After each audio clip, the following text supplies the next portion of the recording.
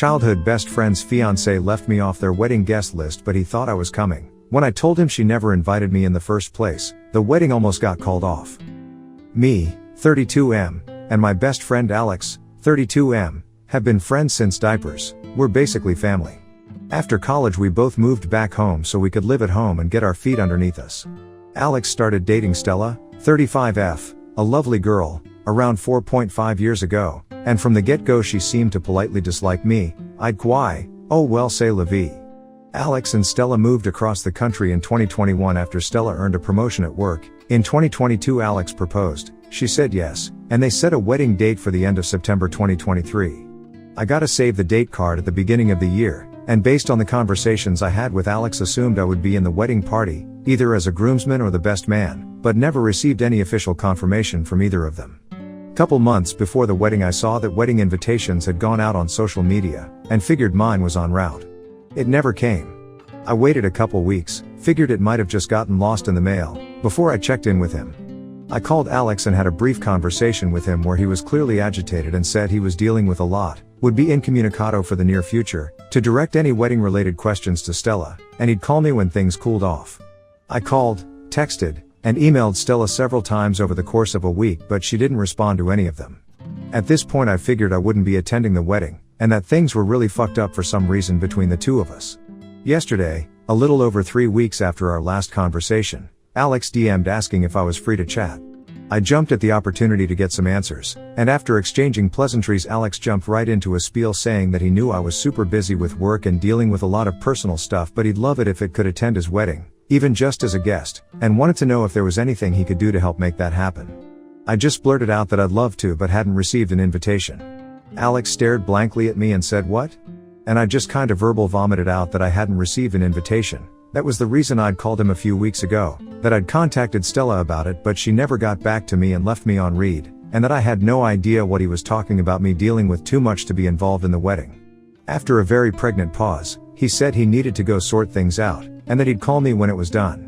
My phone's blowing TF up since with wedding attendees asking me WTF happened and why the wedding might be off now. My girlfriend has reaffirmed to me that I did nothing wrong, but I've had people from all sides saying I stuck my nose where it didn't belong, and caused a stink, which is really fucking with my head. Ida? Edit 1, after he'd and me we switched to video chat, meant to include that whoops edit 2. I may not be able to respond to everyone's response but I have read them all and appreciate each and every one of them. My girlfriend is also having way too much with this and is kindly giving me shit for doubting myself. Update 1. Alex and I texted Tuesday night/Wednesday morning. He said he was handling stuff and asked if I'd be free to talk Thursday afternoon with him and Stella, which I agreed to. This is just a rough summary, and I probably forgot some stuff. Frankly, I'm too mentally fried to weave a narrative RN, so it's just gonna be bullet points. A couple of pieces of info about Alex to provide some context. Alex was raised fairly sheltered and religious until he was 18, when he went to college and opened. As a result he still has some blind spots about certain things. Alex has mild to moderate OCD. It's managed with low levels of medication and maintenance therapy, which is one of the reasons he gets overwhelmed easily, especially from unexpected stressors, and weddings are chock full of those. Now for the actual update. The wedding, it's still happening. I will be the best man, and I've been read in on all the shit I need to do. The person who was filling in for me, Matthew, 34M, one of mine and Alex's good friends who's also neurodivergent, is thrilled not to have to spend the day peopling and can instead party his ass off.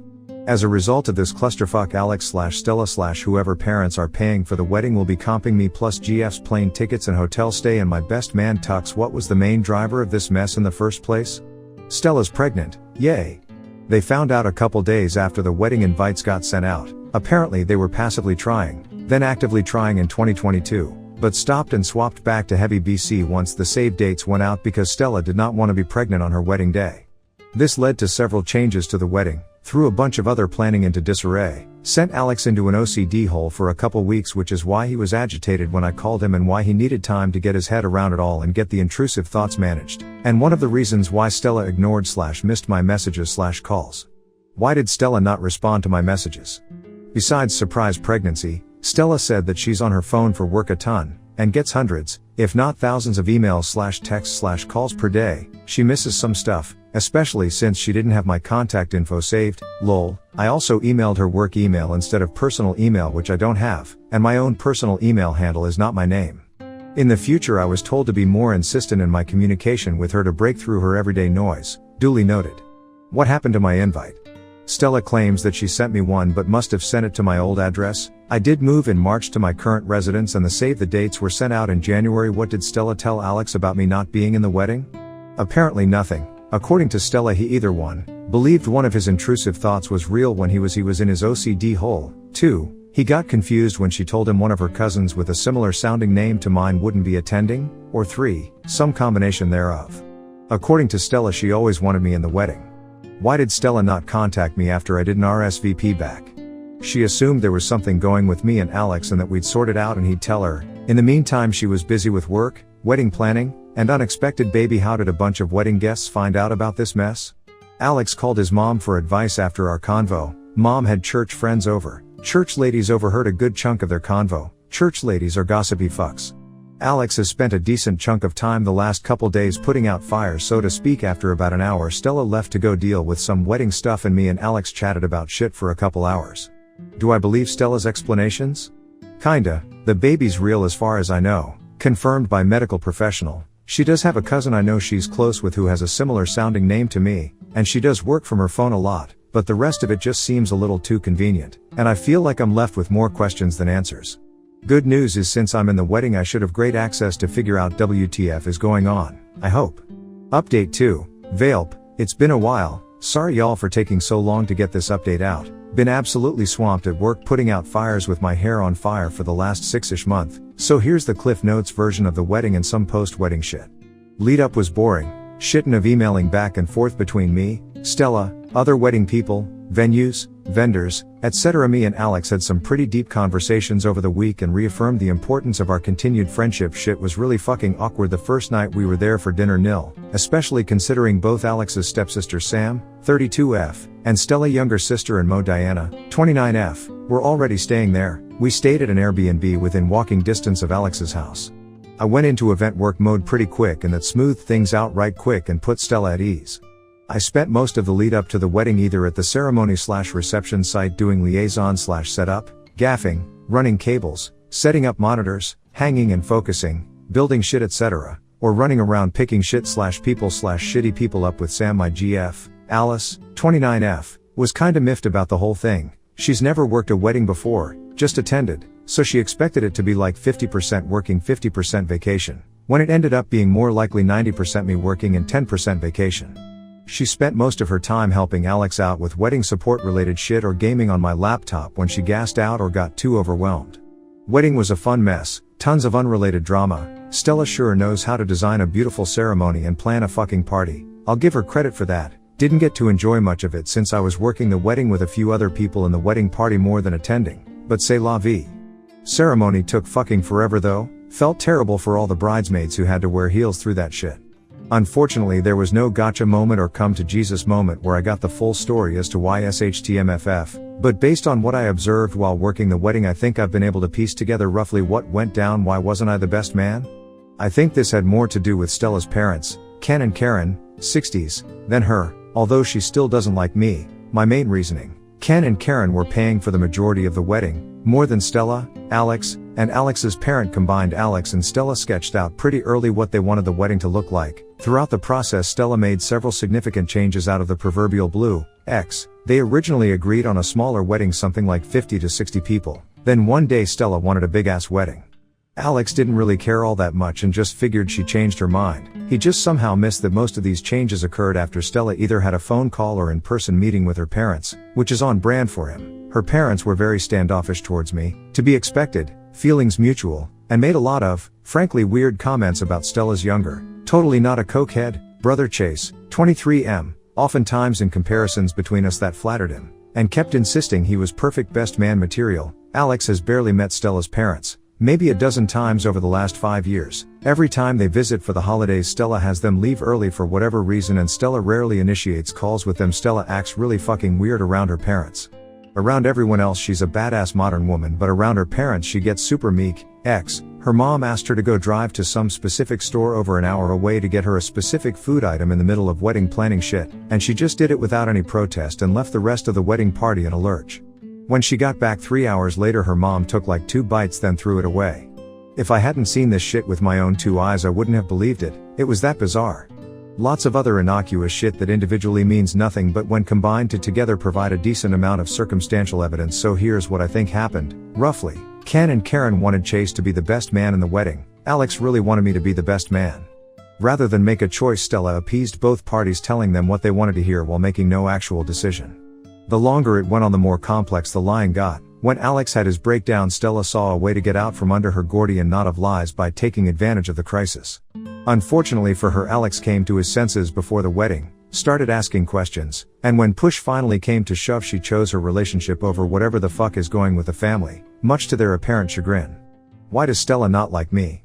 I have 2 main guesses here. 1. I swear a lot. I tend to forget most people don't use the word fuck as a noun, verb, adjective, adverb, pronoun, preposition, conjunction, interjection, numeral, article, and determiner. Since I was working the wedding and I was on my best behavior and cut down on my swearing by a good 90%, which led me to noticing that any time swear, or anyone for that matter curses, Stella has a little grimace/cringe reaction. Stella herself also rarely curses, and if she does, it's something pretty small like hell or damn it, followed by a quick apology. It's probably exacerbated by the fact that in spite of my generally unprofessional behavior I hold a fairly professional job. The dissonance can bother folks. 2.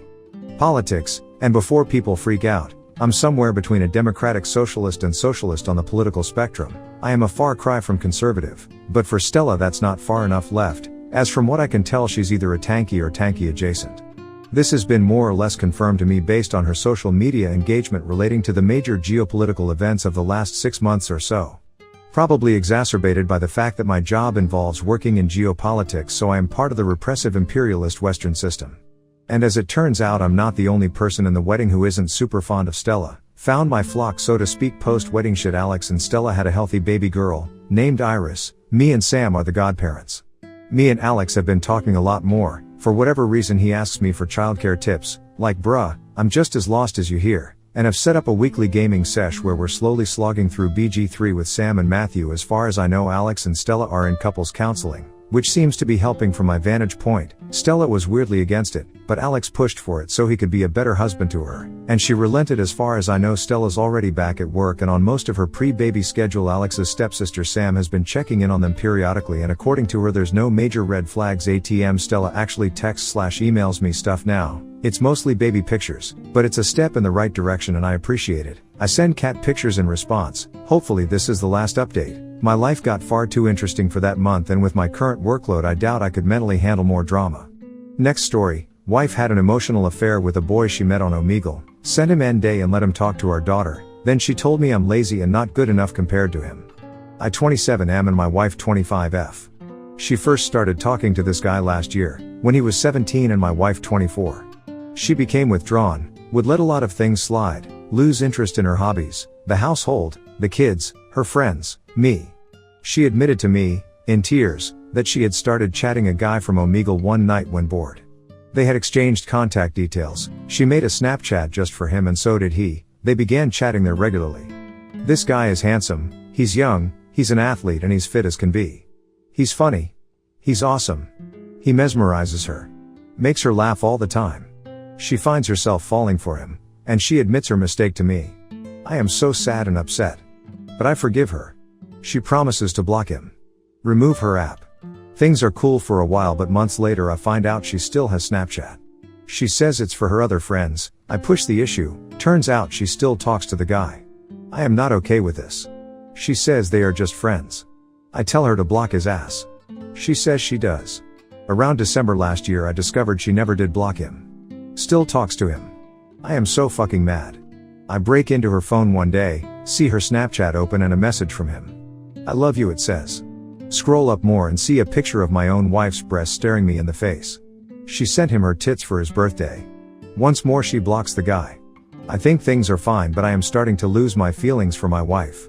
One time around Christmas my oldest daughter tells me, excitedly, that she had a phone call with Sebastian the Crab. Like the buddy of Ariel the Little Mermaid from the Disney movie? I shrug it off. I mean, 4-year-olds make shit up all the time, right? And she has a very rich imagination. She constantly insists she's a real fairy or princess and claims to have magic powers and whatever.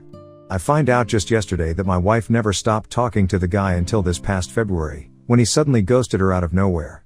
Which makes sense because she was very sad and depressed at the time. She then deleted all her apps and accounts in anger, and now has no way of contacting the guy or being contacted by him. Not sure if I even believe that anymore, but sure. She was sharing all she did to me. Like she wanted it off her chest. I just let her talk, and she admits to it all. Says she really fell in love with him. Mentions how she read a lot on Quora about polyamory, Quora is her fucking Bible, and that she feels like she can love multiple people at once, that her love for me has not diminished by loving another guy. I call bullshit. Then she admits she even had voice calls with the guys at night when I am away. I often work night shift.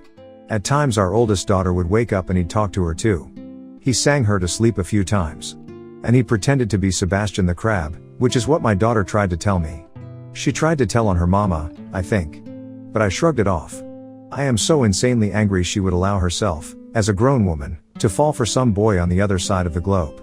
I am feeling betrayed by the fact that she showed her body to him. What makes me the most mad, however, is that he talked to my fucking daughter. He even saw her picture in a video. He called her Little Dua, like the singer Dua Lipa, because he thinks she looks like a toddler version of that singer.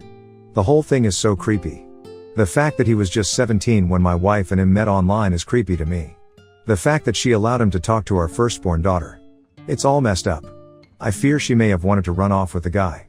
She's talked a lot about the place he lives, California, and I'm just weirded out by that, too. I don't know what to do. I'm heartbroken. My wife and I have a daughter, 4, another daughter, 2, and she is currently pregnant as well. She blames some of her behavior on pregnancy hormones, which is nonsense. She also tried to subtly push polyamory on me as well. I'm so done with her. But I also love our daughters and do not want them to grow up in a broken home. She's gone back to normal in some sense. She does her hobbies, she cares for the kids and runs the household as before. She is sweet to me, at times. We make love often. But most of the time, as much as it pains me to say, I feel nothing. I'm 27 years old. I felt last year that I had it all. I felt on top of the world. Now I feel like I already lost it. Update, so here's an update. I have read all the responses to my previous topic but did not find time to respond and reply to each and every one of them individually. The common thought seems to be that I need to man up and take responsibility of my life, and many have advised me to kick out my wife or seek legal counsel and start gathering evidence. Financially speaking, as a young father of soon-to-be 3 kids, I cannot just call up a lawyer like that. We are not Americans and we are not in America either, so I do not know which laws do and do not apply to our situation. The guy she had her emotional affair with, however, is in the States, but they lost contact and my wife claims she does not know his last name or exact location, only his first name. Some have suggested she was the one being catfished, but she says no, because she actually had video calls with the guy and he looked like the images he had previously sent her. My wife admitted a lot of things to me in our talk. For example, she's a singer-songwriter, or rather, she tries to be one. She has written a lot of songs, passionate, romantic and sweet loving songs over the last half year. I was touched by them before, thought they were about me. Turns out they weren't. Turns out they were about that guy. This devastated me. The whole affair, my wife said, inspired her. She told me about how hardworking the guy is. How he is going to a top university, how clever and bright he is, blah blah blah. She said she considers me lazy, not ambitious enough. That I am good with the kids and all that, a decent provider, but that I am not really someone she sees as being capable of greatness. She likes the fact that I look good and our kids look good, and that I have a lot of focus on their well-being. But she needs a life partner, not just a babysitter. This infuriated me because when I take care of my fucking kids, I am not just a babysitter, I am their father and I am caring for them because I love them and I am responsible for them. She admitted she often thinks of going back to her own country and living with her parents. My in-laws are quite well-to-do and my mill has a lot of time on her hands to help out. My wife is not originally from the same country as me. My wife said she'd take the kids. Follow her dreams in the city she studied in, which she thinks will give her a better chance at success. She also regrets having married me in the first place. She says that she wouldn't have married me if she knew at the time how lazy I was. For the record, I am not lazy. I work night shift 3 nights a week, also work during days several other days. On the evenings I am home. I manage to cook at least twice a week. I do groceries, pick the kids up from school, make them sleep too regularly. I handle the kids on evenings. I am free to allow my wife to go to classes to develop herself. She is pregnant and I massage her at times for up to 90 minutes so her back and legs won't be too painful. I'm a fucking hero to that woman and she does not realize it. Instead, she compares me to some other guy she's never even met in person, and somehow, I don't quite measure up because I didn't go to a top school, I'm not rich, I'm less ambitious, and this makes me lazy and useless.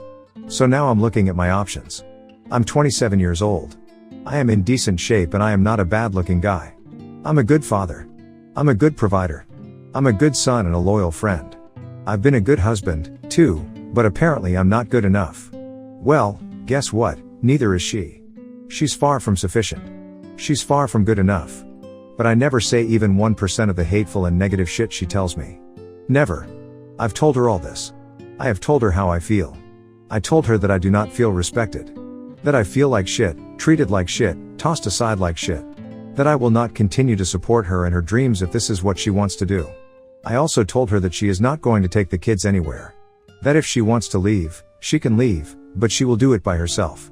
She is not a citizen yet of my country, and I reminded her of the fact. Whereas our kids are. I have taken hold of our kids' passports and now hold them with me as I write this. I am not letting go of them. If she wants to leave she can, but it will just be her and the unborn baby leaving, and she won't bring any of my stuff with her. That laptop she has been using to chat to the guy, it's now with me too. I bought her that fucking laptop. I'm taking it back. I'm taking back control of my life. I am still considering what further steps I will take, but whatever she has planned, I'm not about to lay down and take it.